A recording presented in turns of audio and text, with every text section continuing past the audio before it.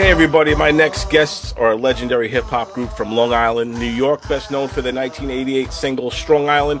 Here they are, AJ Rock and B Love, the legendary JVC Force. What's up, guys? What's good? What's good? What's good?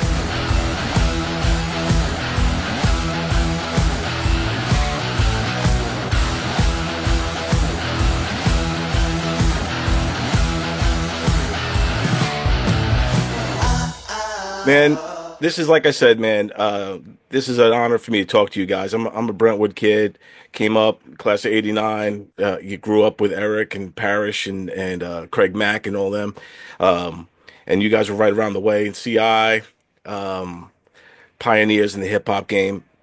So I guess the first thing I want to ask you guys to do to describe to people watching this that might not remember or know or been around, what was the hip hop scene like in that era of those kind of mid '80s on Long Island at that time period?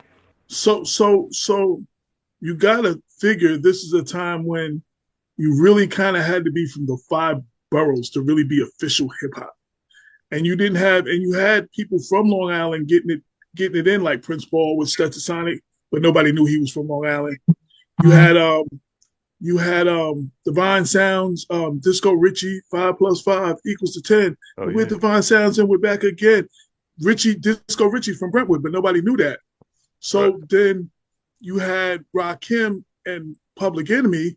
So Rakim said he's roughing up to break New York from Long Island in a record. Yeah,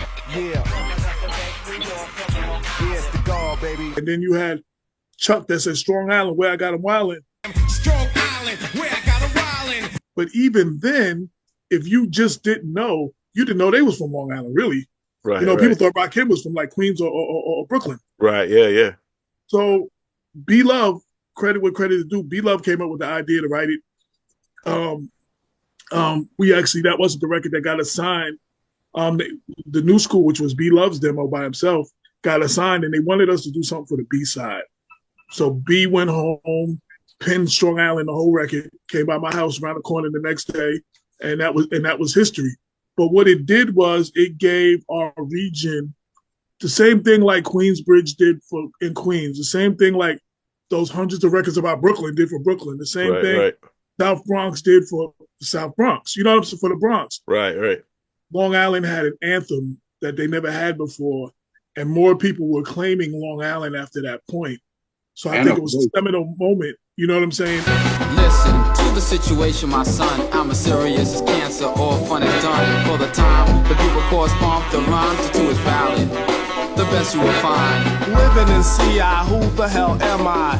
AJ Rock the juice, I get fly. Cool with the riffing guy, keep a handle. Cause if you don't, I wax it down like a candle. Like even when I say living in CI, who the hell am I? When I be in the city, people be asking me where I live in CI. They talk about Coney Island.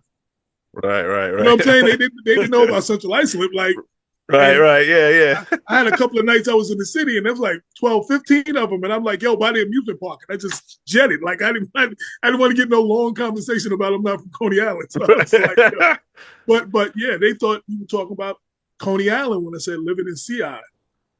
A lot of people didn't know that Central Islip, in Suffolk County. So let me say this. Let me say this. Back then, in the early '80s of hip hop, it wasn't really. It was about the boroughs, but it was pretty much about for the boroughs. Staten Island was about as unrecognized as we were, even though they had the Force MDs.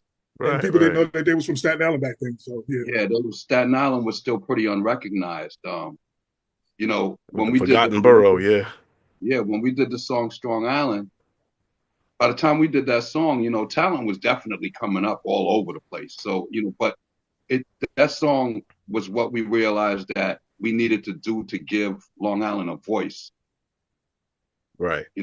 After that song, there were countless, groups that were successful coming out of Long Island that approached us and told us, this label and that label would have never gave us the opportunity until y'all made that song.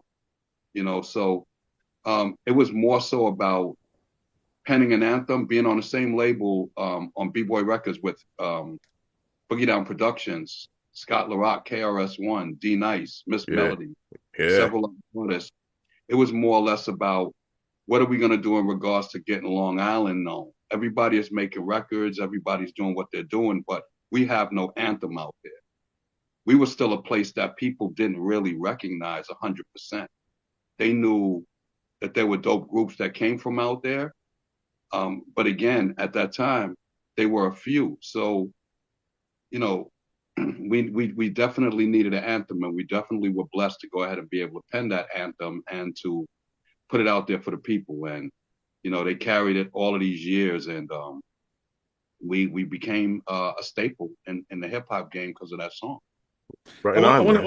I want to also say, I document history a lot. So when Cold Crush and them were doing their thing in the Bronx, and you had those groups like the L Brothers and DJ AJ and all of them, what people don't know, we had hip hop in Central Islip and Long Island. We had groups like Unlimited Power, Midnight Express, Double Exposure. I was kind of like a little brother to Double Exposure. I used to run with them. And one of their main members, G Red, she ended up, almost being like the fourth member of our group. So we had groups like that were doing it. We had, instead of parties, we had block parties, and we had like big backyard parties. Yeah. But they were doing this in the late 70s, 78, 79, 80, 81. These groups was getting it in. So we had hip hop.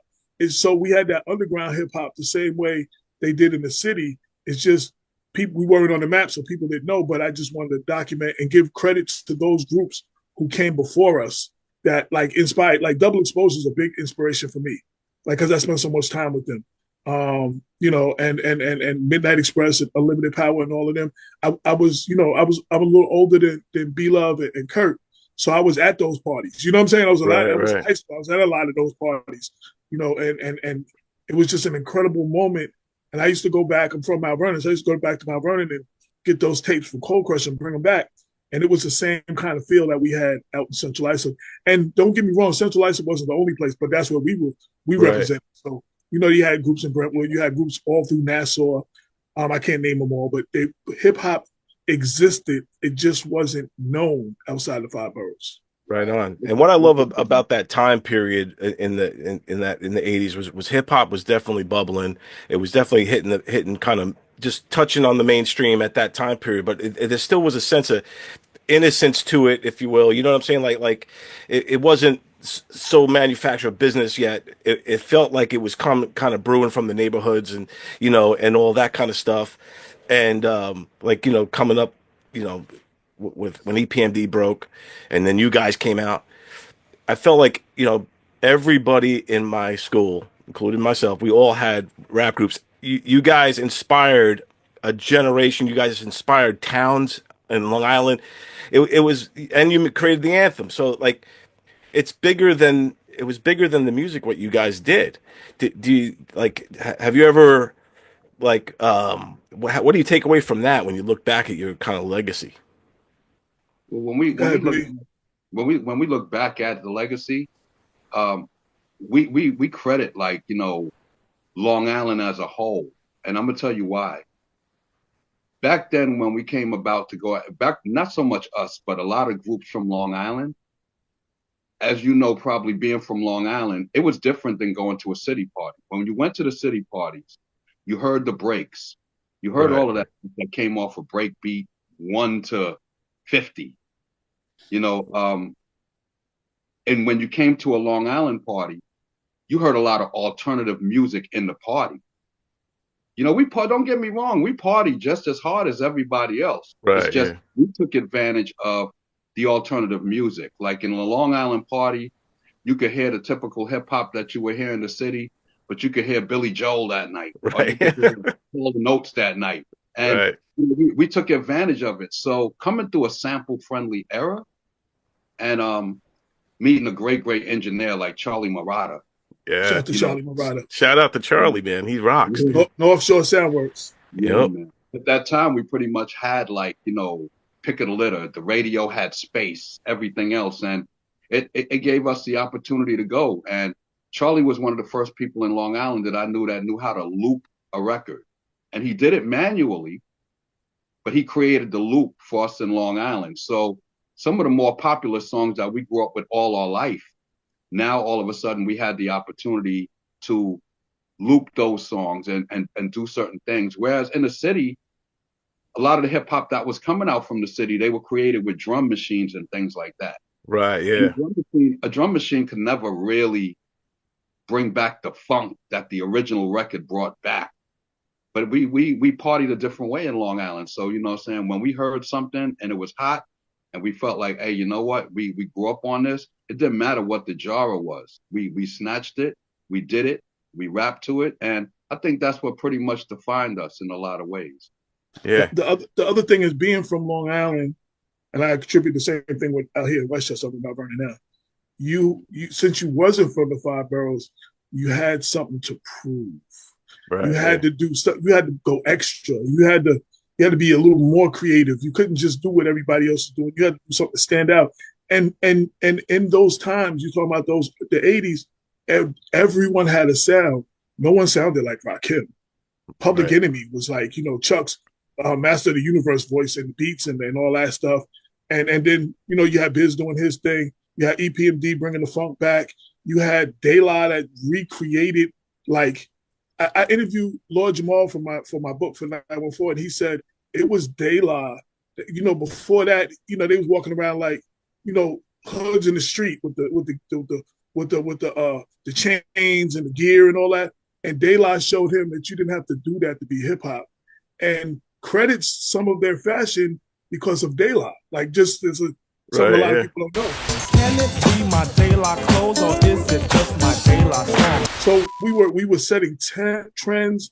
We had to do something different, and everybody sounded different, and everybody had their own sound, which was great. You know what I'm saying? Like, it was a great time, and like you said, it was sample friendly at the time. So, you know, I think the first person that really got was Biz when he got that album when Oh he yeah. got caught with Nobody all the beats. samples. Yeah. Yeah, and then the next album was No Samples Allowed or something was I think the name of the album Yeah. because he had to Yeah. pay so much for them samples. But that was like really the change of, before that it was really sample friendly. And we were kind of underground, so them groups didn't know who we was anyway. You know what I'm saying? Them groups didn't know we even Right. existed, at that time. So it was fun. Yeah. Yeah. It was so defining at that time that by the time we walked in the B-boy and we had a deal and we brought Strong Island in, they pretty much looked at us and was like, I don't know what y'all are doing. I don't know how y'all make this music, but just go back and go and make an album. And they never came out there to say anything about it. And funny enough, I love back in them days when we signed to that label, what attracted us somewhat the most was that Boogie Down Productions collectively was on that label. Yeah, man. And we knew they were hot. Biggest thing that was going on around that time was the bridge and the Bridge is Over battle. Right. Yeah. Right. South Bronx Legendary. Bridge. Yeah. Yeah. Yeah, but when we went up to the studio and we put our own style on what we were doing and we came back to the label and we delivered Doing Damage to them, they rushed the press on that. And it allowed the world to see that, there was a whole other defining part of music, a whole lot more that you can capture and make. We weren't, of course, the first group to turn around and sample. Got to give credit to a lot of the great groups that were sampling. Right. But when we went in to do our album, we definitely knew scratches, great lyrics, and tight loops and tight breaks. That's what we were going to put that album together with. And, bringing it back down to the Bronx, you know what I mean, to come out right after the legendary Boogie Down Productions. Yeah. For us, like I say, I personally feel like, hey, look, we did all right. Our album wasn't no slouch. Yeah. But I think that's what was attractive to B-Boy, because they had South Bronx and it was such a staple anthem. And then Strong Island was like such a staple anthem for another region. And it was like, KRS and them, Scott dies 6 months after we signed, KRS goes to Jive, and Strong Island is like they got another anthem from another group, and I think that was the appealing thing to them. And they pushed it. When you guys first wrote Strong Island and dropped it, was the intention that we would that it would stand the test of time and we'd be talking about it 38 years later, and that it would become like an actual, and I'll be rocking a T-shirt and There's no way Now we left the studio. I think I speak for all of us. When we left the studio after doing Strong Island, we knew we had something.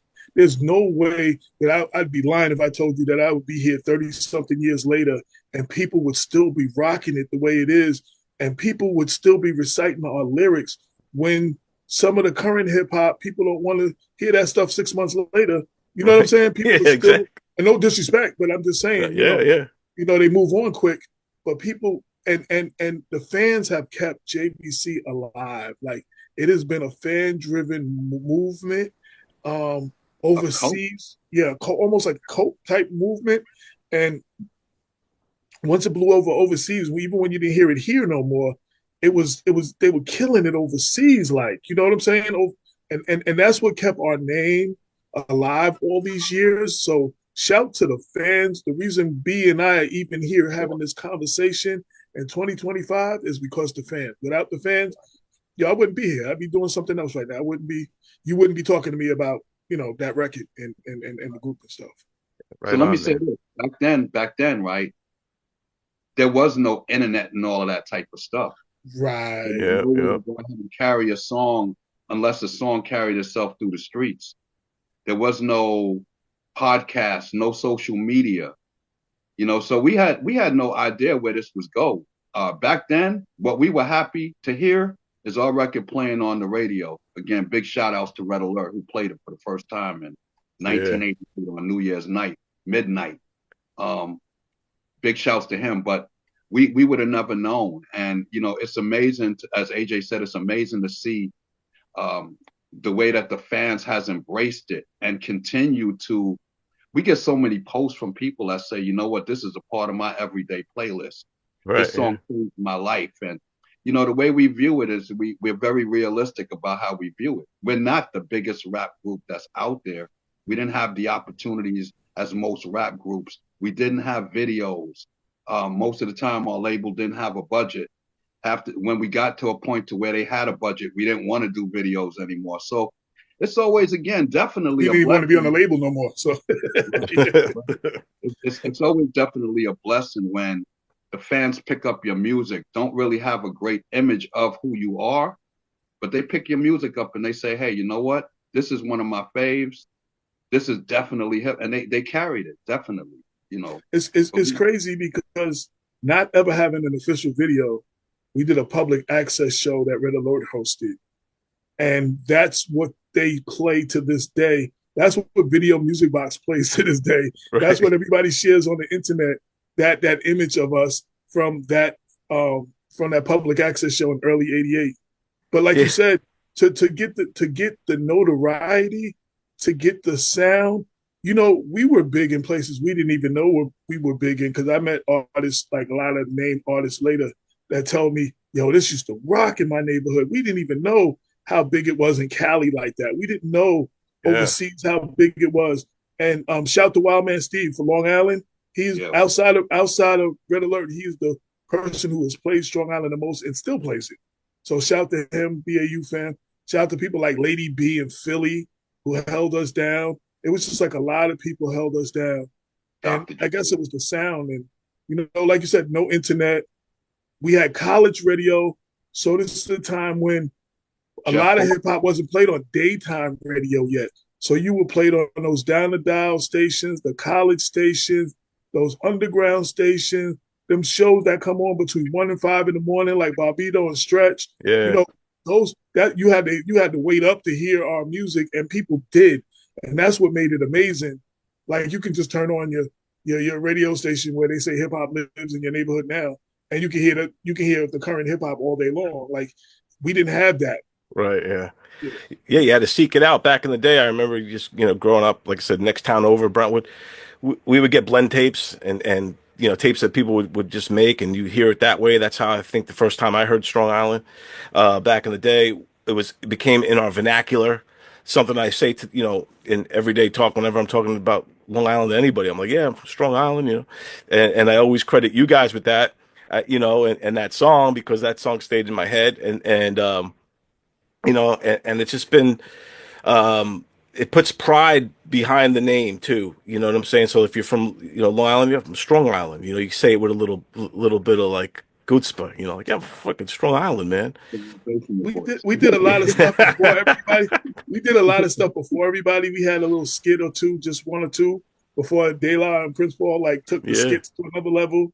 We were spelling on our records before K Solo and DMX. yeah. You know what I'm saying? Like we did a lot of things that a lot of people wasn't doing that are doing now, and a lot of people get credit for doing it first. But You we guys are true actually, pioneers, man. You were ahead of it. Like, listen to Doing Damage again, just getting ready for this, just going through the record again, listen to it all. You do hear all of the, like this, like you said, the spelling type of stuff that got taken, took off from CI, K Solo and DMX and all that. And you guys were doing it first. And Here we go again. Take four, take four. Let's try this one more. Wow! Hey, chap, I hear that Strong Island tune is really a #1 track out there in England. Man, you know that jam body pumping loud in the systems out there, Yo, man, cause like Brutus, man, we could do this. Cause AJ Rock is in the house, and B Love is in the house, and Kirk is in the house, and we are paired to schedule in England. But there's a news break, and Wait wait a minute, we have a news flash. We have a news flash. and coming up in the neighborhood when all these other groups are popping, EPMD, K Solo, Craig Mack, whoever, Keith Murray, what was the camaraderie like amongst all you groups? Because you guys were all pretty much lived blocks away from each other. What was the camaraderie like, and was there battles within, or what's the so story behind the story?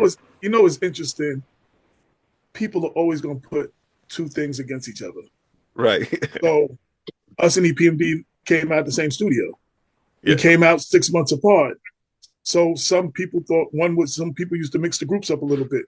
You know what I'm saying? So they're 5 minutes away. So, you had that, like here you had like having Brand Nubians, like they were 5 minutes apart. They were both talking about who was the best. Right. Like you had that. We didn't really have beef back then. Like you're real beef with nobody. But we had our few word plays. Someone said something.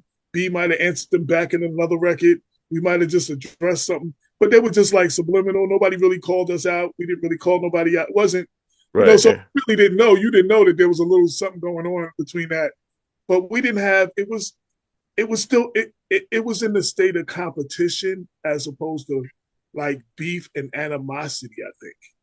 Right. You know Right. what I'm saying? Like Right. It's everybody, like healthy competition.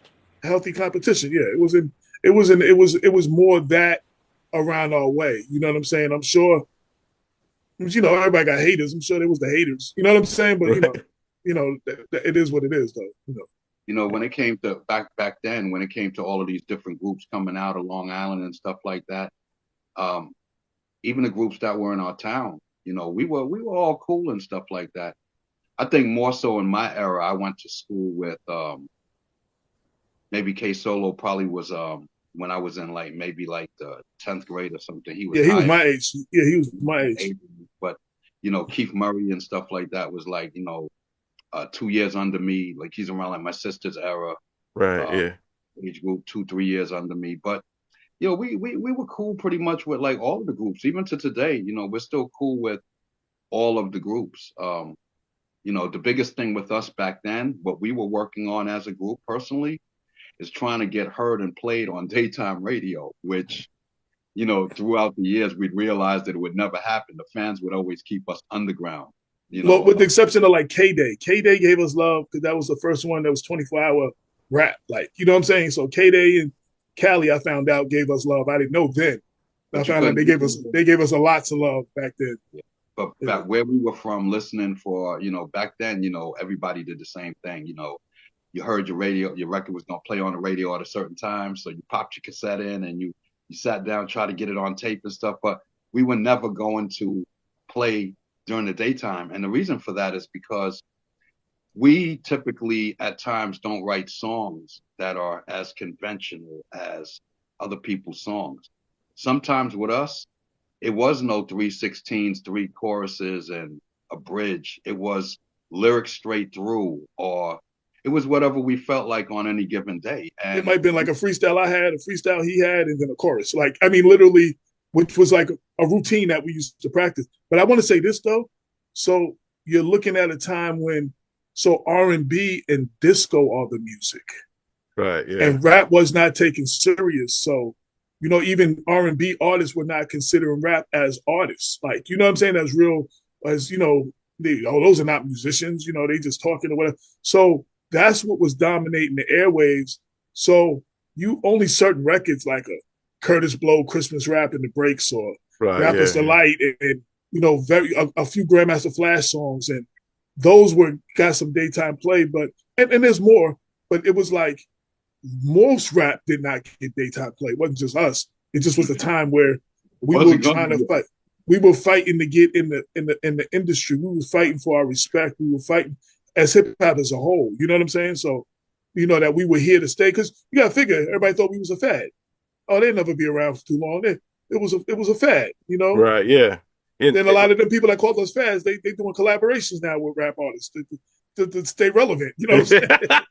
Exactly, man. Like it's always amazing to me, when you look at the history of hip hop, how where it started, in the Bronx and you know, and Can then I say something became about a that? So phenomenon. can I Yeah, say something? So the Bronx is the birthplace of hip hop, the recognized birthplace of hip hop. But understand, like I said, in Central Islip, it was going on. In Brooklyn, it was going on, but different DJ Flowers and all of them. And Queens, they had some stuff going on. You know what I'm saying? But it was just like the Bronx became, because of that whole hurt thing and the party, and they right, identified that as the birthplace, the beginning day of hip hop and all that. But there was hip hop other places. You know what I'm saying? And so it just, so I give them their credit, because that's what we collectively decided that was going to be the like that's the birthplace of hip birthday. hop. Yeah, yeah, Yeah, yeah, yeah, yeah, yeah. yeah, yeah. You know what I'm August saying? of But yeah. but it was going on other places. Like I said, when I named those groups, Right, right, it was going on here in Mount Vernon. the It's Bronx. 79 and all of that. So The uh-huh. Bronx, the Bronx is definitely the birthplace of hip hop, but Long Island is also definitely the starting foundation of the sound system. right. Yeah, When I tell you, hip hop did start in the Bronx, they did their thing out there, but Long Island had sound systems. right. Yeah, And if you go back and you do the math, years when hip hop began, when cats was just like, cutting up break beats and, maybe rapping in a party before a lot of records and things like that. Long Island had big sound systems. And I mean, so we got credit for that. But even as the years went by, right, we weren't recognized for that. But that's right. factual too. And I think Yeah. the main reason probably wasn't recognized, like you guys said in the beginning, because we weren't a borough, and Yeah. it just boils down to that, right? So we didn't get our flowers early on because we weren't a borough, which is crazy when you think T about it. Money, T Money interviewed me recently, and he was from Westbury, Newcastle, and he said he always was told, by people in the city, like, since we didn't have the pissy elevators and we didn't have, projects and stuff, like we didn't have the grime in the hood. And he made a comment that I agree with. He said it wasn't until he went to Cali. If you ever go to Compton and Watts, there's houses. It's houses that look like where we live. There's there's their hood, it's hood areas there, but that's because there wasn't the projects, and because there wasn't a subway, and because those things that are considered the city, Right. there was hood in Long Island. We found out traveling, there's a hood everywhere. Like there's hood. You go to the wrong town in Alabama, you go around and mess around and find out. You know what I'm saying? So there's hoods Yeah. everywhere. Yeah. They don't look like a traditional projects though. They don't have traditional projects, but the hood is every marginalized, low income Black and brown community has a hood. They had their drugs. They had their crews / gangs, whatever they called it. They had all of those elements. We had that in Central Islip. Yep. You know what I'm saying? We had our one group that was terrorizing the neighborhood, Porcelino. They was terrorizing the neighborhood like Bloods and Crips. Like they was that. Like, I was gonna say what we had out there, what people didn't realize about like all of Long Island, women in the city primarily were nurses and things of that nature. They had their careers. They decided to move their kids out to Long Island for a better situation. Only problem is within the interim of everything, their kids kept going back to the city and then coming back to Long Island. Right. Well, Yeah. yeah, Yeah. when you move somewhere, you bring that Later, mentality with you. Right. So yeah. So you're bringing the city with you. Yeah. So, you know, and we used to back then. We used to ride around and we used to go see what's going on. Looking for girls, all kind of different stuff. But you would always know, okay, well, like for instance, we're gonna ride through Brentwood. Right. We're gonna go through because Brentwood has some nice looking girls back then. So we're gonna ride through Brentwood, but we're not gonna go riding through Regis Park. Right. So, Right. you're gonna come to Central Islip to meet girls, but you're not gonna go to Carlton Park. Right. Right. Yeah. So like and again, a lot of those older guys and stuff like that, they didn't just live like in a segregated bad neighborhood or whatever, like Carlton Park or Regis Park. They were right on our blocks in new subdivisions, and so they came from pretty prestigious families. Right. Some of the biggest, one of the guys that lived on my block, who was it? Rodney Salas, big shout. yes, yes. One of the Shout biggest out to Big hoods in town. His father owned the record store. So we were all kids that came with opportunity, but growing up, they got together, they became friends, and all of a sudden, we had situations going on in the suburbs, but again, Long Island was always a great experience to grow up with. A lot of good fundamentals coming out of there and stuff like that, and you had more opportunities sometimes where the city is congested with the buildings and everything on top of each other. We had more space. So, Yeah. like he said, I was born in Mount Vernon, but my parents, when I was 7, my dad had a good job at General Motors in Tarrytown, and when we moved in, got a house in Central Islip. My mother worked for one of the companies that make airlines, Grumman, one of those companies like that. She's Oh yeah. Fairchild. It was Okay. the competition for Grumman. So, and they made good money, and so yes, we lived in houses and some where we lived in the new development area, the American Estates, the newer part of Central Islip at the time. A lot of we had houses with cars and garage, and both parents had a car, and a lot of that. But you still had those, even in that element, that didn't have. You know what I'm saying? So it's Right. just like it was crazy. So, but we had more opportunities. I got exposed to a lot of things that I might not have been exposed to had I just like say grew up in just Mount Vernon. And like we traveled. You had to have a car to get around, kind of sort of like B always had a car. You know what I'm saying? Kurt had a car. So a couple of our friends had cars. So we was always in all the different cities, all the different areas, Wyandanch, Amityville, Deer Park, wherever. We in Westchester. We in the Bronx. I'm riding down to Brooklyn with B all the time. You know what I'm saying? Yeah. We Yeah. was all over the place. You know what I'm saying? So, and then but it was good even in my early adulthood. It was good to have the hustle and bustle of the city, but to become home and get a break from it. Like, Right. you know what Yeah. I'm saying? Yeah. And that really was a cool and some parts of Westchester like that. Some parts of Westchester like that. Right. We're closer to the city, but then you come home. You know what I'm saying? You got that little break. You get a little, different environment, which is healthy for you. Yeah, and that's what's good about being an artist on Long Island, whether it's a hip hop game or whatever, is that there is so eclectic. There's so much going on. Like you said, you can go from listening to Run DMC to Billy Joel, all within two houses over. You know what I'm saying? It's a big it's a mix, and you get a little bit of everything, and the diversity. In I know in Brentwood and CI just the same pretty much. So I think that adds to it too, and like I said, too, people sleep on it. They forget that Queens and Brooklyn are part of Long Island. So I said this in several interviews. In Central Islip in elementary school, when we were in school and we had that big book and it showed us the map of Long Island, we were taught that Long Island had 4 counties: Suffolk, Nassau, Queens, and Kings. You might get punched in your face telling somebody from Brooklyn they're from Long Island. But where is Long Island? Where is Long Island University? In Brooklyn. Right, yeah. Right. It's the island. It's still the island. Even though they're boroughs of the city, it's part of the body, the Long Island, that body. And at some point now you just see Nassau and Suffolk on that map. You don't see Queens and Kings, but that's not how it was in the '70s when we grew up. That's what they taught in the schools, that we had four Yeah. counties. Yeah.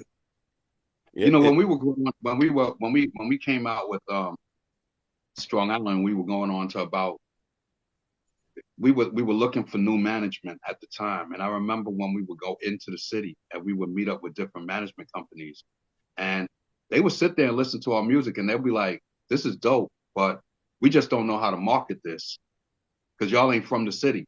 Like A was saying, if we didn't grow up with, like, what I'm saying, a store on every corner, or potholes, or We didn't have the tale of, see, record companies when they started getting into it, and you had a lot of the artists from the city, they had these stories, these tales of street life and growing up hard and all of that, and that was part of the makeup of marketing them. Right. And because these parents moved from Brooklyn, my parents moved from Mount Vernon, many people in my block were from Queens and Harlem and everywhere else. Our parents moved out there. We didn't necessarily have that story, and that was the narrative that labels were pushing to be a rapper. You know what I'm saying? Like, this is how we're gonna market you. It's street, it's hood, it's gangster, whatever the word was at the time. And you had rough edge music because nobody ever questioned the thoroughness of a rock hymn. Right. No Yeah. has ever questioned the thoroughness. And the side of town, centralized where Keith Murray from, that is the hood. You Right. know what I'm saying? Like, that's straight the hood. Like, you don't go there if you don't know. So a lot of people came from Brooklyn and came out there thinking, "Oh, this is the country," and found out the hard way. Yeah. Exactly. Yeah. It's gonna take your people an hour or some minutes on the Long Island Railroad to come get you. So it's like, you know what I'm saying? You can't. But that's what made it hard for the marketing of it, because they were learning. They were just trying to take advantage of hip hop. They realized they could make money. Like that story with Sylvia Rome, when she said she heard them, she went to a party. She was like, "Oh, I like that. Like, we got to do that." Like, they were trying to figure out how they could make money, and that rough edge and street, all that was the edge. Well, that's what's tough. The tough part about being pioneers like you guys were, kind of coming up and blazing to the trail, is that you got to take those hits, take when the record labels don't understand that hip hop is bigger than the inner cities, and then you guys kind of paved the way, for EPMD or with the next ones that came out. You paved the way Like for Daylight. De La DB, Soul. Yeah. DB was like, we were like months apart. They actually dropped first, but we were like months apart. Yeah. Right. But De La,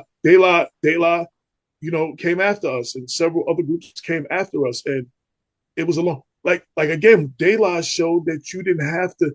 De La is the epitome of going against the grain of the hood.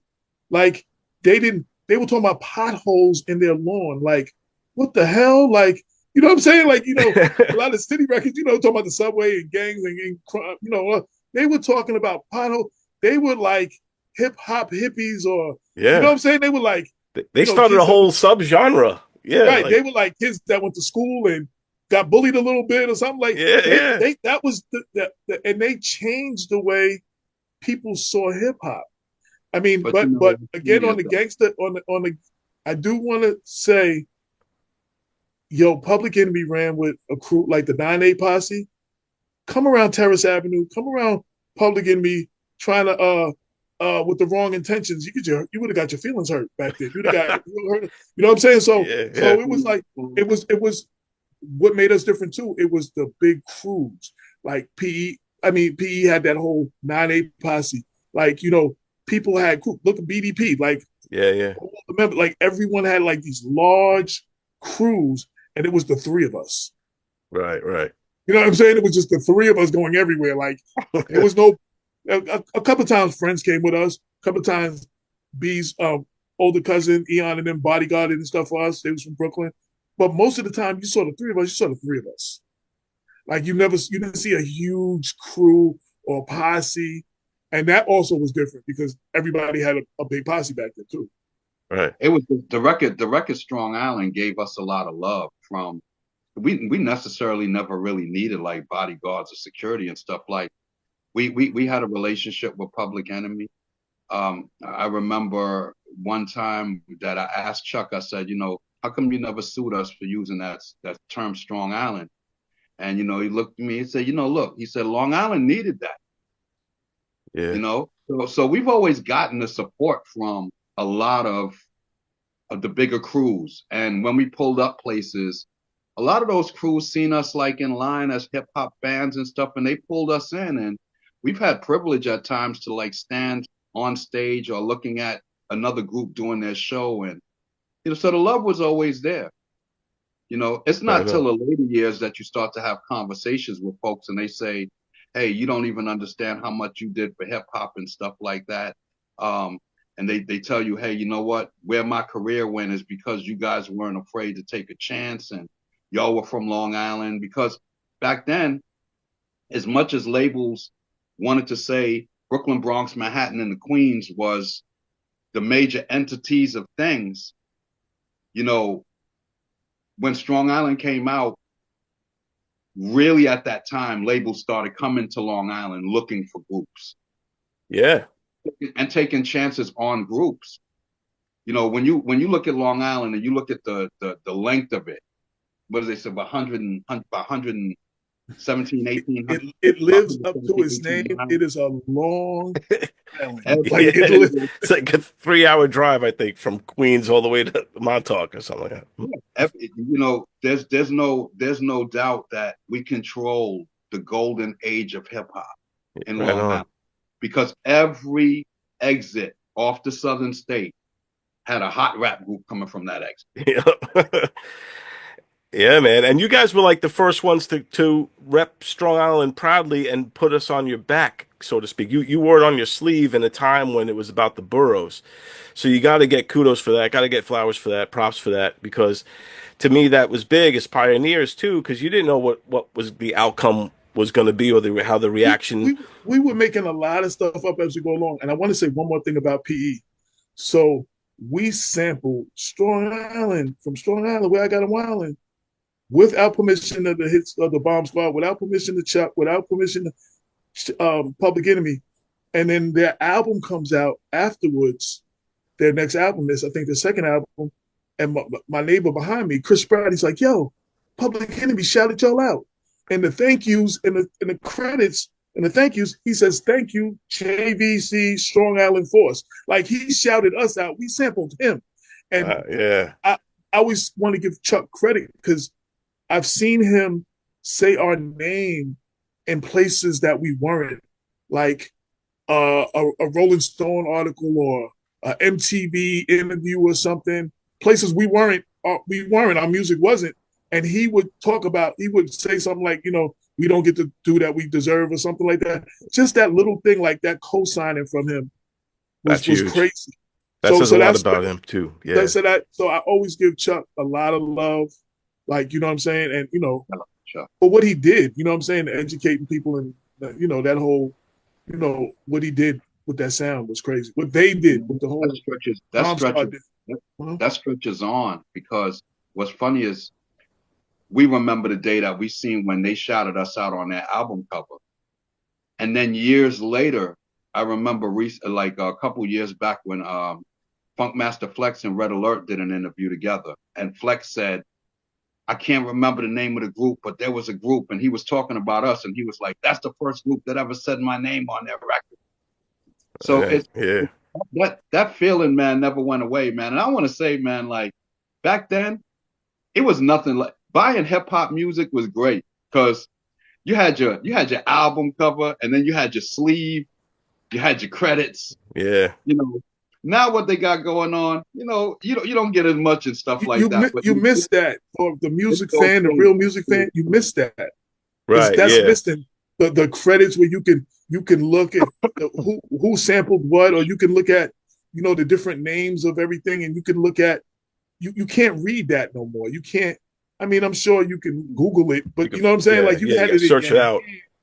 It doesn't matter how big it doesn't matter how big someone gets. They always appreciate that recognition. Right on. Right Yo, on. B, real quick. So I talked to Chili Q from BLS the other day. He also said we were the first person to ever shout him out, and that's when he was like the young pup at BLS. Like he wasn't even a known DJ. He was like the up and coming DJ. And he said, "Yo, y'all are the first ones that ever shout me out on a record." He tells me that every time I speak to him online. Like, so shout to DJ Q, Chili Q, the That's youngest nice. DJ in You know, charge. Yeah, we Right did on. back then. Back then, we did a promo for Red Alert, and that was different too. the recognition that we intended on giving Red Alert, like making his promo like a 2 minute song. You know, that was our way of showing our appreciation for him breaking that record as hard as he did while we were from Long Island. Yeah, yeah. Everybody else's shout outs is like, yo, my name is so and so. I'm from such and such. You listen to the cool DJ Red Alert.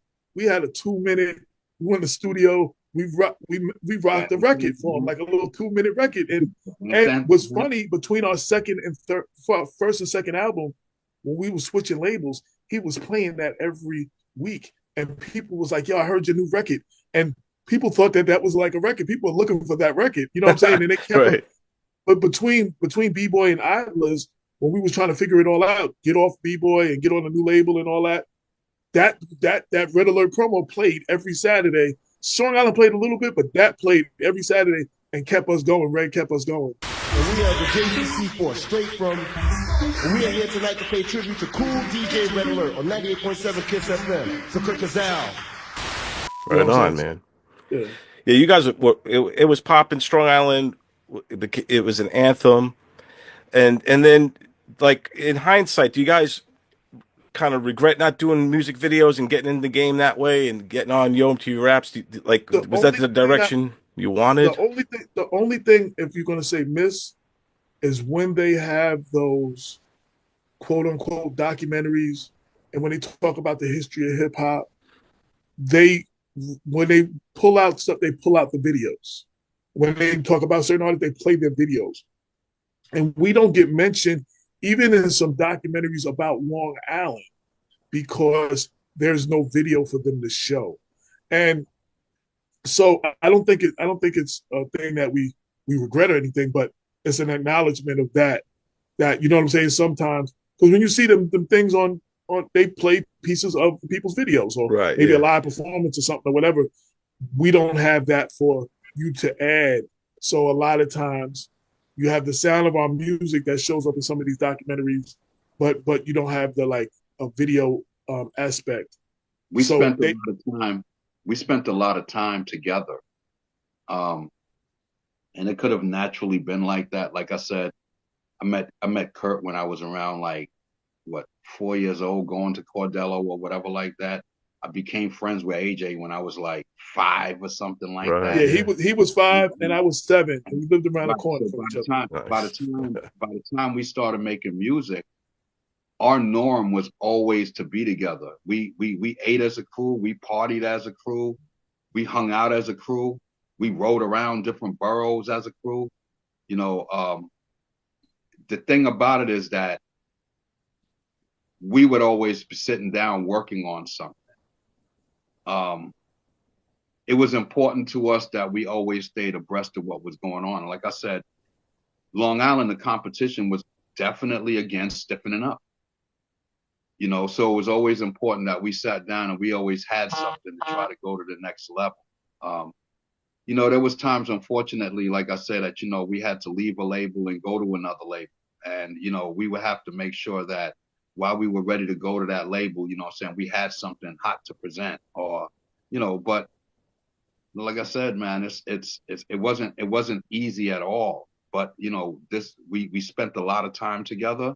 So I don't think that wanting to do videos and things like that was as relevant back then to us as having a hot record or having A hot record, being on the radio, yeah. getting that respect from our peers, having a song that resonated with everybody. You know what's crazy about switching labels? So I saw an interview with Dre and rest in peace, Dr. Dre and Ed Lover, and they talked about when they first did Yo MTV Raps, they basically gave them cameras and said do a show. Right. Yeah. And then once it got known, then all these all these other people started getting on. When we first started, on B-Boy, it was like go do a record. By the time we had got to Idlers wanted to have more input in our records, was something we wasn't used to.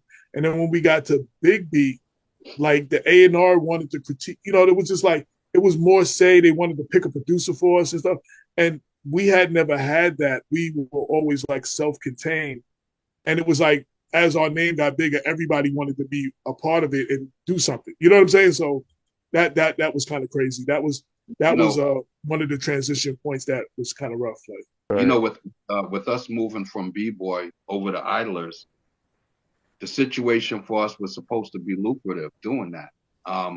What ended up happening was Idlers came up on a big house record by the Jungle Brothers, Girl Our girl, House our Shit. house shit. Oh yeah, So yeah. immediately at that point in time, it went from being a Brooklyn hip hop label to a label that was chasing another house hit. Now, Intro to Dance, which is like the first song on the Forcefield album, we had already had that recorded. That So was that that was was for the shows. yeah, That that wasn't even was supposed to be a record. to be, the first single or whatever it was. We used it at a couple of shows to introduce ourselves. But Shadows, you see torsos at your back door. A group of three, not four. Could it be? To hold your head down, it's not E.T. It's the A-Y-E and the B-double-E. C-A-Z, cut the beat up for me. the thing about it is that being on the second label, we made a lot of the music that we wanted to make. And they But had us making house music, but they had us but the making hip hop influence, music. yeah, the influence of the label was to, oh yeah, we need another group that's gonna have a nice hit like Girl Out House Shit. And Right. Yeah. again, it wasn't particularly like our style of what we wanted to do. We were always down to experiment because, of course, anybody from Long Island knew how the great Stony Brook parties rock. Right. So, Yeah. Yeah. right. So, listening to house music and growing up on house music, it wasn't too terrible to try to make a couple of house joints, but But that it wasn't was, our core. That wasn't our. That like wasn't. they That said, wasn't what. Yeah. Right. Yeah. That wasn't who you guys were. Like, we Like they wanted had us take. They had us take a record that we did, a hip hop record, and change it to a hip house record. Change the title, change the beat, same rhymes, and make it a hip house record. Which we did, and we experimented. I mean, I listened to house music a little bit, probably less than B and Kurtman, but it wasn't my forte. I was into, growing up in Mount Vernon and on the borderline of the Bronx.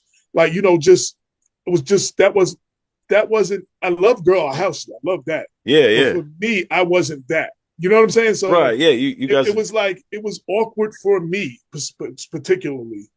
I mean, like I said, we experimented with a lot of things and we did it, but it just wasn't. I didn't feel as comfortable as like some of the more hip hop sounding records that we did with beats and loops and scratches and Right. stuff like Yeah. that. Yeah, Yeah. You guys are more hip hop and not so much like house style. Yeah. right. So But I the mean, we kind. had we had R&B loops too, though. So we had the R&B loops and stuff, Yeah. Yeah. but still had the hip hop sound to it. Right. And you guys Yeah, had such a great chemistry. You guys bounce off each other. The rhymes was just like effortless. It was just the way you guys flowed was just, that's smooth. crazy. That's crazy because so I my parents got a house in Central Islip when I was 7. My parents get divorced when I'm 11 or 12. I'm a rebel without a pause or cause. My mother sends me back to Mount Vernon to my dad's house. So after high school, I ended up coming back to Long Island, and everybody on the block, Mike Walls, Rodney Norman, all of my fellas that, my next door neighbor, they telling me about B Love and Kirk doing their things when I was gone, and that they were starting to make a name for themselves. So they had a house party that they were doing that I was, I really didn't feel I just got back to Central Islip for the weekend or so. I wasn't trying to be going out really. They was like, nah, you coming out. Mike insisted I come out. So they dragged me to the party. And then it was like, yo, let A get on the mic. So I get on the mic and I say whatever I say. But it's B's set. So B's like, he's not gonna let nobody get a lot of love and he don't get love. So he's going back. So we're not battling, but we're going rhymes back and forth. The end of the night, they say we sound good together, and then we meet up in Kurt's garage like a day or two later. They already had JVC. I become a new member. Now we're working on routines and talking about demos and stuff like that. Like, so, and that's literally like how it happened. Like, Yeah, So that's awesome. credit to Mike Walls for dragging me to the party that I wasn't really trying to go to. It was in Brentwood too. It was Oh, on the Brentwood side of Islip Avenue. It was on one of the Brentwood streets. oh yeah, yeah. They Because were doing the party for some girl. Yeah, some girl's No, birthday party. that party was in CI. That party was at Oh, it Billy was a D's. CI? It was at Who? Billy D's house over on Oh, Lee, okay. Okay. on the other side of Lee. Okay. Yeah, it was down that way. Okay. Right. Yeah. Or We Kona. stopped. I think we stopped in Brentwood before we dipped in Brentwood, then came back. I think that's what it was. But yeah, it I was know right Brentwood across the street. Yeah, right. Right. You cross Islip Avenue, you And I CI. lived on Branch. I lived the block past. I lived just a block or two from Islip Avenue, where Oh they had yeah, the bar to Taste the Honey. I lived on that corner that led up to that. So I nice. saw my yard. I go to my house. I come out my house. I see Islip Avenue right there. Yeah. Yeah, I yeah. see. I see across the street. That's Brentwood right there. So yeah. Yeah, right on there. We're right next door, man. We all shared like was Charlie's hot dog truck. I don't know if you remember that hot dog truck. Actually, I do Spur remember Drive. that name. Yeah, right. So I think it was Spur Drive, and Yeah, I actually do remember that. Wow. there you go. So now, What would you do if you hear the rhyme and you like it too? You bite it, write it, and recite it, take it home and review it. Because you're feeling subsequently legit. That ain't it. Because the issue at hand is such a stupid rhyme. Belonging to the Force MCs. And the key to your success is with routines like these. Boy, you keep on fronting when it come battle time. We will excel. Take you through hell, beat you so bad they call it a crime. you guys are still, kind of, the song's relevant, still popping. You got, AJ, you're writing books, and you got all these things happening.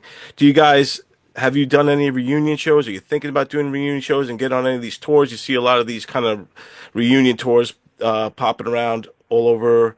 So the easy answer to that is we get asked to do. Like people mention, oh, I want y'all to perform, but then there's nothing behind it. You know what I'm saying? Like it's not.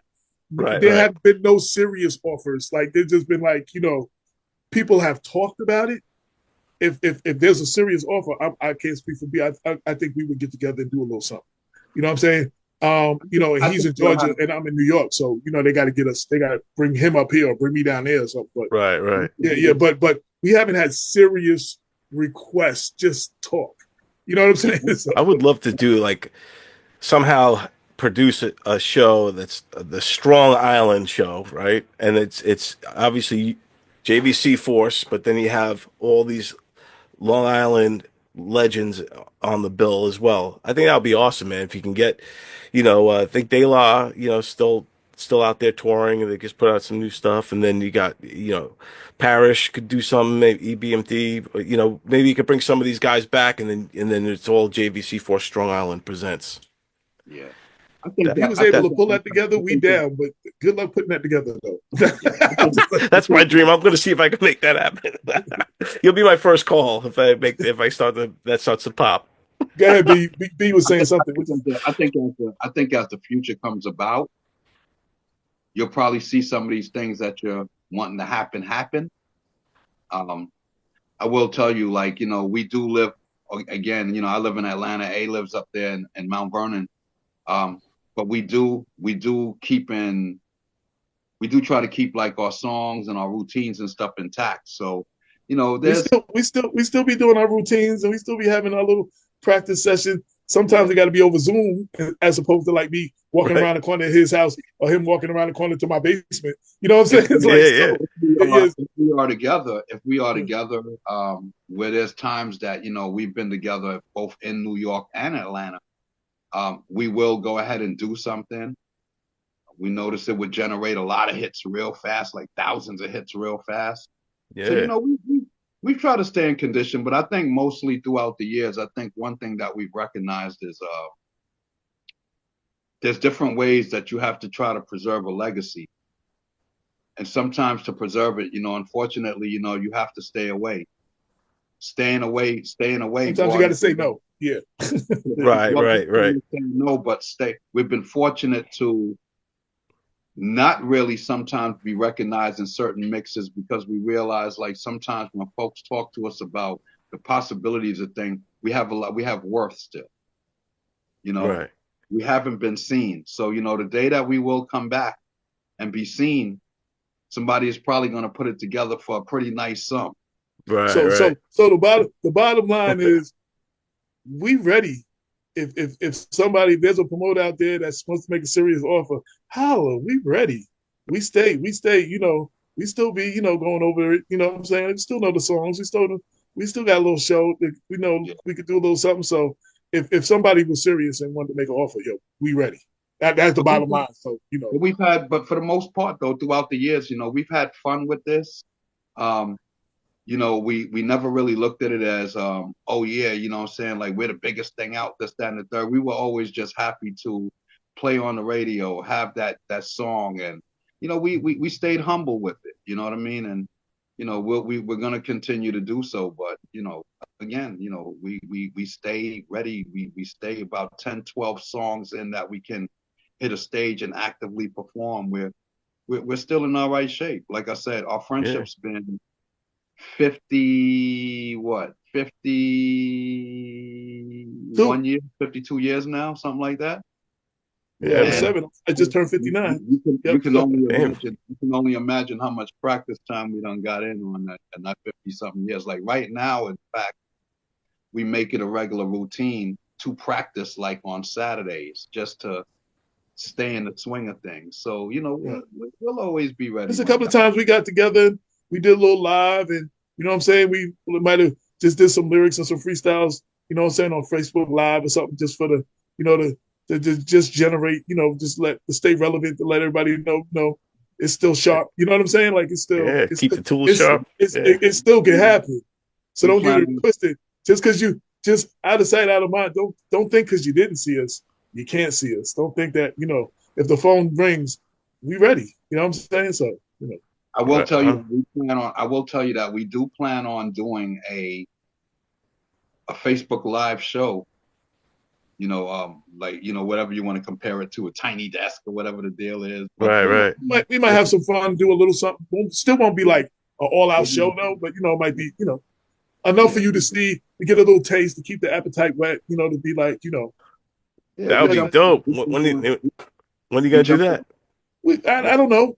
Just you never know. When we do, you're in the loop. You're connected, so you'll Yeah, see. man. I love You'll it. see a link. You'll see when we promote it, and you'll see it. Yeah, we do things from time to time, and mostly what we do now, appreciating like the bass. Somebody may tell us like, hey, you guys should go live and sing a couple songs.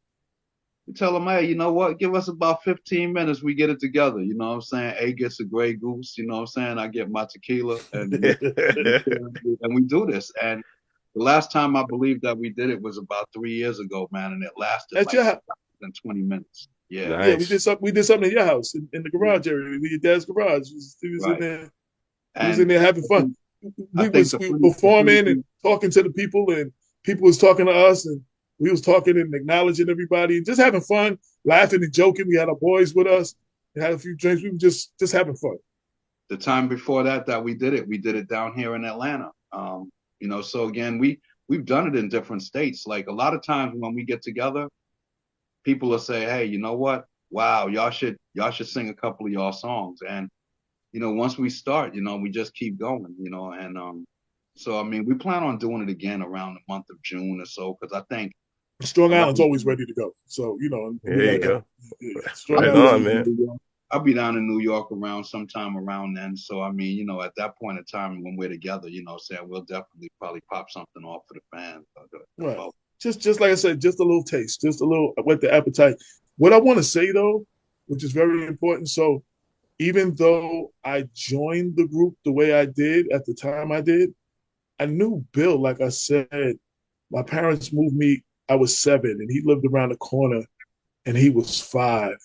And if there was no hip hop, we still would have been like brothers. We still would have been hanging. He's my daughter's godfather. Like, you know what I'm saying? We still like I was at his house as much as I was at my house. Like, you know what I'm saying? Like, it was Right. never Yeah. nothing to see me walking in the front door. His parents, it was never odd to see me just walking in the front door. You know Right. what I'm Right. saying? Right. You Both of know, us have younger sisters, and they definitely yeah. used to turn And our around sister, yeah. That's while we actually were how we walking. met. His sister Yeah. used to ride her little bike or whatever around the corner. I guess she didn't come back in time, and his mother would send him, "Go get your sister," and she'd be at, and that's kind of how we met, actually, like literally, Yeah. like yeah. That's awesome, man. But She that's a would go long see my time. little sister. You gotta Yeah. remember. You gotta remember, man. We met each other right when the blocks barely had houses on. Oh yeah, the neighborhood, like half the blocks still had, like, it Like was one or just two dirt. Like, houses you know what I'm on. Oh, they're saying? We just were building like, them up. Yeah. we'd have Dirt like dirt roads. bomb fights and stuff. Like, we were just like, like, it was like crazy. And then you rode your bike up and down the little dirt hills and everything. And you know Yeah. what I'm saying? That's fun when you could actually go in your neighborhood and your parents, you were going all day and your parents wasn't worried about you. Like, you know what I'm Exactly. saying? Like, Yeah. you was Those. nowhere near home. You was all across town, everything. You had to be back by a certain time. But you know, you could literally go all through the neighborhood and nobody, your parents wasn't, they never, just go outside and play. Like, you know, they was like, Yep. you know, Those are the best times to grow up, man. We grew up in the best time period, I think, in the 80s and 90s, before the phones, before technology kind of got into it. I'm happy that I grew up in the pre-social media era. Yeah, for Because real. as somebody who was a rebel without a pause or a cause, you can say something happened, but you ain't got no proof. Right. Like, so, these kids make one mistake now, and this is on the internet For forever. Like, life. yo, Yeah, yeah, man. yeah. Look, So look, I do appreciate that aspect of being pre-internet. No, Yes. we grew up on hose water. oh yeah, yeah. You post the water hose, so they had Yeah, the exactly. city, Drinking from the hose. Yeah. right? The city, you saw they with the fire hydrants. We had the water hoses. Yeah. So while you ride your bike, you go to your friend's house. They turn Yep. on the hose. You be in the driveway, you drinking from the water hose. Yeah, yeah, You better I drank that hose water because once you went in the house, you was in for the night. Yeah, yeah. exactly, man. That's it. So, Those are yeah, some good times, man. it really And, was.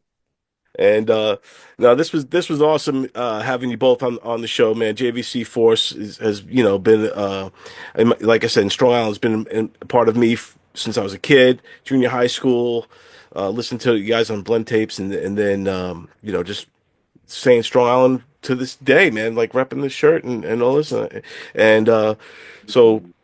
Thanks so much for doing this, man. If you guys do anything in June, let me know, man. I'll be out there. I'll come out and represent and film it and all that stuff. But Yeah, no doubt, no doubt. Like I said, to stay tuned. You never know what's gonna happen. We stay ready. So you never know what's gonna happen. Ain't no announcements or nothing, but you just never know what's gonna happen. right on, You man. know, yeah, yeah, yeah, yeah. Good times. So is there any thing you guys want to plug? Anywhere people could find you, follow you? I know you got some books and things like that. Just tell everybody where they could connect with you guys and find all your stuff. So real quick, as far as me, um, I got a newspaper called Black Westchester. I fight for those who can't fight for themselves, and the voice of the voiceless and all that stuff, and the community thing. And I did a series of books in Westchester, and I say that to say that's why the title of my book. We got our own thing. A look at hip hop from the 914. It was the 50th anniversary of hip hop, and Pete Rock had a tweet that he was upset that in many of the 50th anniversary celebrations, it didn't include Heavy D, who's his older cousin. Yeah, yeah. So he was like, and then I see Jermaine Dupri talk about wasn't enough Atlanta being celebrated, and seen the West Coast saying. So I could have did what everybody else did, but being that what I do, I document stuff. I decided to document the history of hip hop in Westchester, and being in high school. So my cousin Richard Dixon is Pooba's cousin, so I got to see Pooba and Who in the parks way before y'all heard of him. You know Wow, what I'm yeah, saying? yeah. I was in a group called Nasty Boys with my boy Bushrod and Sean. It was like 9 MCs and 3 DJs. The 3 DJs was Easy Lee, who ended up being FS and Effects, and Mary J's tour DJ. Eddie F before Heavy D. We was doing that same Wow, basement. They were doing routines. We were doing routines in that before that. And wow. a dude named Phase One, who ended up being the DJ for Money Earning Crew, the next crew after us on B Boy. So Wow. so I celebrate the way I talk about the history of Long Island. I celebrate the history and the importance of history from Westchester. And yes, the answer to the most important question everybody asks: There will be some sort of 516 book. It will probably be based on Strong Island, the song, and what it meant to the, and have everybody in the area that wants to talk about it, all the artists talk about it, and just that time. You know what I'm saying? You know, Right. I haven't thought Yeah. about that. It'll probably be more that than like the history of hip hop, because Long Island is too long of it. But you can get the book on Amazon, or if you see my name where I'm at, that's my social media, Mr. AJ Woodson. That's my Gmail, Mr. AJ Woodson at Gmail. You can DM me, the autograph copy, and I'll mail it to you. So that's Nice. what I'm working on. And again, still, you know, just working on the lyrics, and I'm trying to get more into like screenplays and documentaries and stuff like that. So we'll Nice. see. I mean, nothing to report yet. It's just, I'm always writing something. So Right on. you know, And I'll put the links to all these stuff in the description as well. and B's been doing a lot of parties and stuff. Like he's been DJing heavy. He's been a main structure, and especially in the Georgia area. But I think like even outside of the Georgia area, he could tell you more about that. But he's been really, when I went down there, when I moved, because I moved down there like 2002, when I was there to 2014 when I came back, and I seen him get busy, and the following that he had, the network that he built musically down there. And shout to all the people that run with him. I'm not gonna call a bunch of names and forget somebody, but shout to everybody that runs with B Love. Shout to I introduced him to one of my best friends, Vance Wright, who was the DJ from Slick Rick, and the producer. Me and him worked on some stuff, and then he moved down there, and he happened to live in the same town B Love lived in. I introduced them. They like brothers now. I don't even. They be at each other's house. They be doing stuff. They like brothers now. Like, That's yeah. awesome. I lived in Atlanta for about 6 years, working with the Falcons for a little bit, and Where were then you? Where were you at? What part of? I lived in Buford, so I drove Okay. in. Yeah, so I Okay. would I drive was I in. was in Cobb County. I was in Marietta. Okay, yeah, nice, nice. Yeah. Yeah. And but I connected over there with YZ, YZ from Jersey, Yes. and Yes. Daddy-O from Stet. I interviewed. I got with Daddy a few times down there. Well, yeah, I got an shout out. interview I did with him. Yeah. Yeah, he's awesome, man. I love that dude. And yeah, so we connected out there with those guys, and I'm telling you, Atlanta has such a thriving hip hop scene. It felt like Long Island back in the day. Like there's so much great hip hop popping along over there. It kind of reminded me, like I was like, man, I grew up in Long Island during this heyday with all with all these great rappers. Now I'm in Atlanta and all these great rappers And everywhere. you can see a great concert in the park. Like you just Yeah, like yeah, a park concert, or I seen Kane perform to a live band at some venue. You just see like everybody comes to Atlanta. Like yeah, that's that mecca. yeah. But I Atlanta want to rocks. B to talk about what he's doing. I know I talked about the DJ thing, but I kind of took his thunder. Like, Now you straight. Like I said, I do a lot of DJing in the Atlanta area. I do take it out of state also. From Atlanta, I've come all the way back up north to do it. Been through Carolinas, been through Tennessee, headed down to Florida to do it. My company is called the Get Down Lounge. It's been here. It's been established about probably 20 something years now. About 2 years after I got here, I started to build it up and stuff, and it started to happen. Um, so I've been doing a lot of that. There's times of the year, of course, that I don't try to DJ and stuff like that. But for the most part, I enjoy doing it. I was a DJ before I was an MC. Um, so I picked back up on that. You can reach me pretty much at on most major platforms as B Love of JBC Force. But like I say, it's what we've been doing. I think with both of us, based on what we do, it's fulfilling in life. It's cool. We do what we love to do, and it's that's what it is. That's Yeah, what it is. it's No, got to let be me. cool. shout to everybody who represents and has ever represented Strong Island. Yeah, Shout to everyone, the names you know, the names you don't know, the underground groups you never heard of that are holding it down. There's some young cats that's doing it now. There's a young girl in CI. She actually redid Strong Island. You know what I'm saying? So Yeah. it's just like like a little underground mix. She got her own mix of Strong Island that she did, so shout to everybody that's holding it down. Shout to all those who paved the way for us. I want to Um, give I want to give a super duper shout out to the company that I work with merchandise wise, Slangsmith. oh Um, yes, I got the shirt. There you go. There's the logo right there, Slingsmith. Nice. Yeah, they've done both styles of JVC shirts, Oh yeah, that's dope. both yeah, dry. yeah. Um, This one is the album cover. I don't know if you can see it. Oh yeah. Yeah. And, and you got doing that picture was taken on Spur Drive, right? Yeah, we found we were driving around, found a beat up car that was, I guess, stalled. I guess we did a little more damage to it, stomping on it. Then we just jumped on it and took a whole bunch of pictures, and one of them ended up being the album cover. That's awesome. I love that, man. Yeah. That doesn't get more Long Island than that. I tell you. Yeah, This shirt here is the that dry fit joint. Yeah, year That's anniversary dope. um, of the Doing Damage album. So I mean, and again, big shouts to Slang Smith because yes, yes, yes. there's about 6 or 7 different colors of the shirt that AJ is wearing. This dry fit here is one of the more signature shirts. But again, big shouts out to them because they allowed us to come in, and a big shouts out to Heath Alston that he allowed us to Heath, come yes, yes, from Central Islip, yes. and work our product and stuff like that, and Very get cool. something to the world at a time that the labels wasn't giving us anything. So we definitely as a group came back to try to get things into the fans' hands that we weren't able to put into their hands when we were out. So You might expect to see some merchandising soon.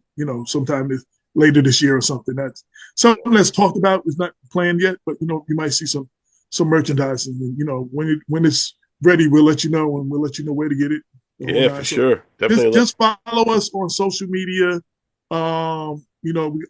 We got a lot of things going on individually and collectively, and that's all I can say. Thank you for your time, for reaching out to me. Thank you for what's reaching your out to me. size? What's your size, Don? I'm a 2XL now. I'm trying to be an XL, but I'm a 2XL. All right, man. I try to take a look at what's in the warehouse, and we'll try to go ahead and get you something over, Dude, man. I will represent. I will rock that for sure, man. Yeah, that's These awesome. shirts, these Yeah. shirts, these shirts are like now they're pretty much about 3 to 4 years old now. Right, Like right. Like the one we got on, the one I got on. This was I definitely a collector's. can't make any serious promises of what's Right, there, but right. definitely we'll try to go ahead and get something over to you, man. No, man. If he tells me he got something, I'll hit you, get the address and mail it to you. So I appreciate you guys, man. This is awesome. This was Yeah, so cool talking to you guys, man. It's like I said, it's like since I was a kid, man. So I really it's awesome opportunity for me too. So thank you guys for taking the time and doing this and telling the stories of your whole career and you guys are right across the street, man. CI, I'm Brentwood. This is cool to see.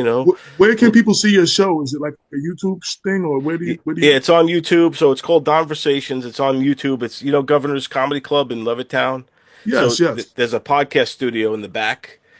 So it's based out of that podcast studio. So it runs on Governor's Comedy Club. But also, if you go on DONversations on Instagram, I'll put clips on this and I'll tag you guys on it and stuff like that. Like I'll chop this up into clips and Mhm. put some of those out there. And I'll definitely tag you guys on it and I'll hashtag it Strong Island, all that good stuff. So, No doubt.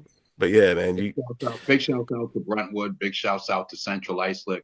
Big shouts out to Suffolk Avenue, which is like the vein going through both. yeah, yep. Yeah, yeah, yeah, yeah, yeah, yeah, yeah. Absolutely. Dude, Big up right big there up at to Suffolk Avenue, that Dunkin' Donuts right there at Suffolk Avenue and Islip Avenue, 111. Yeah, I used to. That was around the corner for me too. That's Yeah, and that like diner literally. right at the corner there. Yeah. Yeah, Man, Oh, what I happened to remember that diner. That diner. That's years ago. That diner. yeah, man. what happened to the superhero?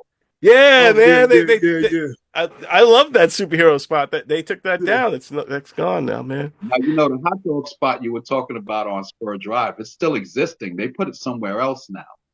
I think they put it like in Comac or something like that. Oh no way! Yeah, it was Charlie's hot dogs or something like that. Yeah, Yeah, I yeah, think it's somewhere like in Comac or something now, man. But I remember the superhero, and yeah. man, Also, shout out to WBAU, Adelphi University, WRHU. I think that's Hofstra University. Jeff Foss, rest in peace. shout out to shout out to Johnny Juice. When they called me to speak at the Long Island Entertainment Hall of Fame. Oh, They, nice. Yeah. I was supposed to speak on the panel, and then Tom out there asked me to perform. I had never performed, so Johnny put a little something together where B Love's lyrics were playing, and then I rapped my part. So it was like it was interesting. I did part of the record. You know what I'm saying? Nice. About Yeah. a year or two ago, it's you know you can see that online. But shout out to Tom and the Long Island Entertainment and Music and Entertainment Hall of Fame. Shout out to all those underground stations. I think Westbury had a station. Stony Brook, Yeah. Stony Brook University. all of the spots that had the little college stations, the little hole in the wall spots we used to perform and go to, all the old record stores like Positive Vibes and I think that was in Amityville or We had one of the Frank's Records in Frank's Brentwood. Records in Yeah. Brentwood. Yeah, Yeah. Big that shouts was out back to in the days. Paradise record stores in Wyandanch. Paradise. Yeah, that's Oh, the other yeah. one. Yeah. But Frank's Records, big shout out to the husband and the wife. Yeah. Yeah. Big shout outs to the little photo mat that used to be in the Yeah, right there in Brent City. Yeah. We used to get the little cameras, the disposable cameras, do those little photo shoots, drop it off a photo mat, and we get 3 copies, so we each have a copy of it. Hey, big shout outs to Chess King in South Shore Mall. Yeah. Yeah, Chess King, man. I remember exactly where that was too. It was like right kind of like in the corner there, like in the middle. It was, but there's like a little like right at the side. Yeah. That's Oh, yeah. awesome, man. Big shout outs to Chess We had some King. good times. We really had some good times. Those are the best times, man. I enjoyed the opportunity to share on with your audience. You know, just chill and share and have some fun and a few laughs. You know, with my brother here. You know what I'm Right saying? on. Thank you for the invitation. You know, Yes. we never we always appreciate that because we take nothing for granted. Like I said, the fact that you even talking to us, you know, And 30 that's something crazy, years later. You know what I'm Yeah. saying? It's crazy because this is, believe it or not, even though at times we're together, at times this is pretty rare. But we pretty much do a lot of stuff like, you know, he'll do something, I might do something. You Right. You can't get both of us at the same time. Right. Yeah. This is an honor, man. This is huge having both of you together, man. So yeah, thank you so much, guys. This was tremendous, man. I can't thank you enough, and yeah, this was awesome. This was a blast. So thanks so much. So what's the name of your show? DONversations. Conversations. So Yeah, B, say your name real quick. Who, me? Yeah, we're gonna do a little promo for me. Conversation. Say your Okay. This is the BWLUV of JVCFORCE sitting here chilling out with DONversations. and I'm AJ Rock, the professional hip hop junkie, and I'm with my man DONversations. Don Still, Strong Island, representing. Check out the show, no doubt. Rap. dude, you guys rock, man. You just made my day. That was awesome. No doubt. Nah, we appreciate you, seriously. Yes, I appreciate you guys. Thanks so much. This was awesome, man. Everybody check them out, JVC Force. If you haven't seen or listened to their music, you got to check it out. I'm going to put links all in the description. You got to check them out. Awesome. Till next time, peace. Peace.